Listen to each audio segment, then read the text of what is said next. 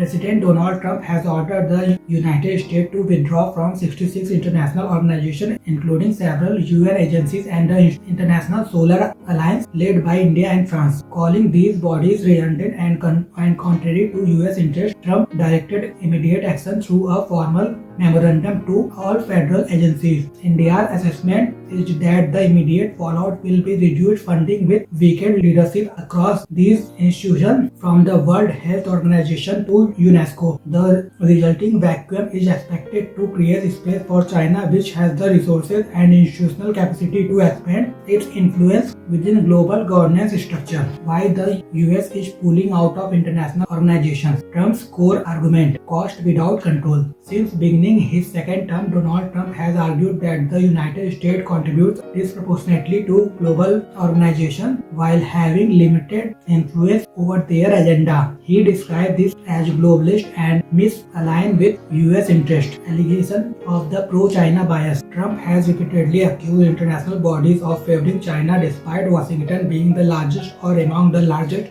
financial contributors. He claims US funding indirectly supports institutions that shield or empower Beijing. The WHO exists as a precedent. This reasoning underpinned the US withdrawal from the World Health Organization in January 2025. The US cited WHO's failure to reform and its alleged inability to remain independent of political influence from member states. Funding disparities highlighted. The US pointed to payment imbalances, noting that China, despite having over 3 times the US population, contributes nearly 90% less to the WHO, reinforcing Trump's view that the burden sharing system is unfair. Border policy direction. The WHO exit sets the template for a wider retreat from international organizations, reflecting Trump's preference for unilateral action and transactional global engagement over multilateral governance. US exit from the Global Climate Framework.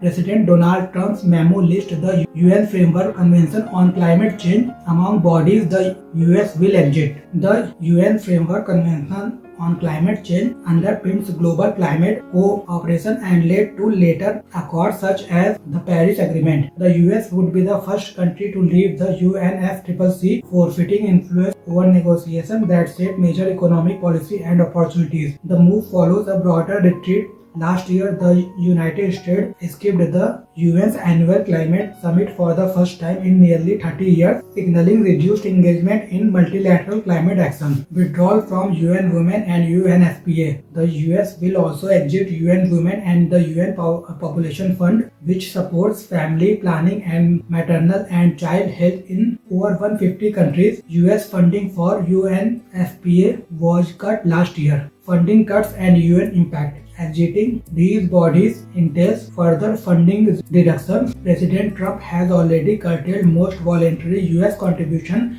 diminishing both American involvement and financial support across the United Nations system. How Trump seeks to project power outside global institutions. Tariffs and military power as primary tools. Despite withdrawing from major international organizations, President Donald Trump is unlikely to step back from global influence. His administration continued to rely on tariff threats and military power as key instruments. In 2025 alone, the US carried out military action in Syria, Iraq, Nigeria, Somalia, Yemen, and Iran, signaling readiness to use force when deemed necessary. Selective multilateral engagement. US officials have indicated that a complete withdrawal from the United Nations is unlikely. Washington wants to remain part of forums that set global standards, especially because China holds veto power at the UN. Staying engaged allows the US to counter Chinese influence from within. Strategic retention of key bodies. Trump is expected to maintain ties with technical and regulatory bodies such as the International Telecommunication Union, International Maritime Organization, and International Labour Organization, where standards shape global commerce and technology, and where rivalry with China is intense. Diplomacy.